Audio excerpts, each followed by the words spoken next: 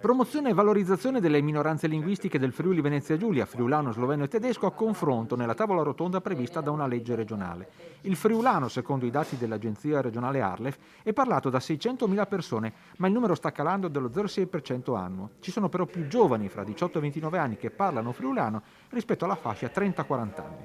Per contrastare la decrescita si punta sul traduttore automatico italiano-friulano e soprattutto sui social. Noi siamo presenti sui vari social, quindi Facebook, Instagram, YouTube. Recentemente abbiamo lanciato un progetto proprio con dei giovani su YouTube che si chiama Yupal Tubo e abbiamo superato già le 400.000 visualizzazioni, abbiamo anche una presenza su TikTok, lì abbiamo oltre 6 milioni di visualizzazioni, sono il futuro. Non dimenticando comunque, siamo qui in televisione, no, anche il grande lavoro che viene fatto assieme alla RAI del Friuli Venezia Giulia. Per quanto riguarda la minoranza slovena è stata sottolineata l'importanza dell'avvio dell'Ufficio Centrale per la Lingua.